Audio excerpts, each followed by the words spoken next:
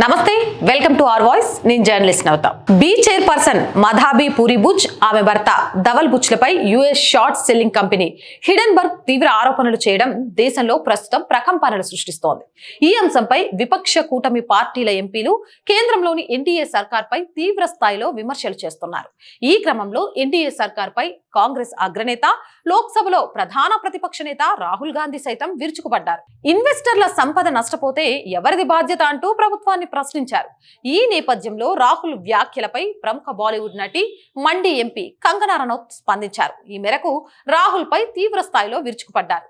రాహుల్ గాంధీ అత్యంత ప్రమాదకరమైన, విషపూరిత, విధ్వంసకరమైన వ్యక్తి అని ఆమె ఆరోపించారు. దేశం ఆయన్ని ఎన్నటికీ నాయకుడిగా ఎన్నుకోదు అని వ్యాఖ్యానించారు. రాహుల్ గాంధీ అత్యంత ప్రమాదకరమైన, విషపూరిత, విధ్వంసమైన వ్యక్తి. అతని ఎజెండా ఏమిటంటే ఆయన ప్రధానమంత్రి కాలేకపోతే ఈ దేశాన్ని కూడా నాశనం చేయొచ్చు.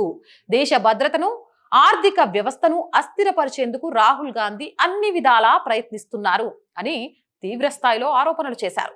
రాహుల్, మీరు జీవితాంతం ప్రతిపక్షంలోనే కూర్చోడానికి సిద్ధంగా ఉండండి అంటూ కంగనా రనౌత్ ఎద్దేవా చేశారు. ప్రజలు మిమ్మల్ని ఎప్పటికీ నాయకుడిగా ఎన్నుకోరంటూ తీవ్ర స్థాయిలో వ్యాఖ్యలు చేశారు. రాహుల్ గాంధీ అత్యంత ప్రమాదకరమైన వ్యక్తి. అతను చేదు, విషపూరిత, విధ్వంసకర వ్యక్తి. తాను ప్రధానమంత్రి కాలేకపోతే ఈ దేశాన్ని కూడా నాశనం చేయగలుగుతాడు. అదే అతని ఎజెండా అని కంగనా తన పోస్ట్ లో ఆరోపించింది. కాగా అదానీ గ్రూప్ పై షార్ట్ సెల్లర్ హిడెన్బర్గ్ రీసెర్చ్ చేసిన తాజా ఆరోపణలపై అధికార పక్షం ప్రతిపక్షాలను దూషించడంతో భారత స్టాక్ మార్కెట్ పతనం కావాలని కాంగ్రెస్ కోరుకుంటుందని బీజేపీ ఎంపీ రవిశంకర్ ప్రసాద్ ఆరోపించారు. రవిశంకర్ ప్రసాద్ కూడా ఆర్థిక అరాచకం, భారతదేశంపై ద్వేషం సృష్టించడంలో కాంగ్రెస్ నిమగ్నమై ఉందని ధ్వజమెత్తారు. భారతదేశ ప్రజలు తిప్పికొట్టిన తర్వాత కాంగ్రెస్ పార్టీ, దాని మిత్రపక్షాలు టూల్ కిట్ ముఠా కలిసి భారతదేశంలో ఆర్థిక అరాచకాలను, అస్థిరతకు దారితీసేందుకు కుట్ర పన్నాయని ఆయన ధ్వజమెత్తారు. హిడెన్బర్గ్ నివేదిక శనివారం విడుదలైంది. ఆదివారం కోలాహలం ఉంది కాబట్టి సోమవారం క్యాపిటల్ మార్కెట్ అస్థిరమైందని మాజీ న్యాయశాఖ మంత్రి పేర్కొన్నారు. షేర్లలో కూడా భారతదేశం సురక్షితమైన, స్థిరమైన, ఆశాజనకమైన మార్కెట్ అని ఆయన స్పష్టం చేశారు. మార్కెట్ సజావుగా సాగేలా చూసుకోవడం సెబీ చట్టపరమైన బాధ్యత. దాని రక్షణ కోసం వారు ఈ నిరాధారమైన దాడి చేశారు అంటూ మాజీ కేంద్ర మంత్రి ఆగ్రహం వ్యక్తం చేశారు. ఇక రాహుల్ గాంధీని సొరస్ ఏజెంట్ అని పేర్కొంటూ హిడెన్బర్గ్ నివేదిక భారతదేశంలో పెట్టుబడులను ఆపడానికి కాంగ్రెస్ మద్దతుతో జరిగిన కుట్ర అని ఆరోపించారు. మీరేమంటారు? రాహుల్ గాంధీ సొరస్ ఏజెంటేనా? అసలు ఇంత కుట్రలతో మీడియాను కాంగ్రెస్ ఓన్ చేసుకుంటున్నట్టుగా ఒక్కదాని తర్వాత ఒకటి, అటు బ్రెజ్లర్ విషయంలో, వినేష్ ఫోగట్ విషయంలో, ఆ తర్వాత జార్జ్ సోరెస్ విషయంలో రాహుల్ గాంధీ అండ్ కో మీడియాలో ఈ అంశాలను ప్రధానంగా లేపుతూ వాళ్ళే కనిపిస్తూ ఉండడానికి కారణం ఏంటంటారు? ఇదంతా మళ్ళీ హిందువుల మీద, మహిళల మీద జరుగుతున్న దాష్టికాన్ని పక్కదో పట్టించడానికేనా?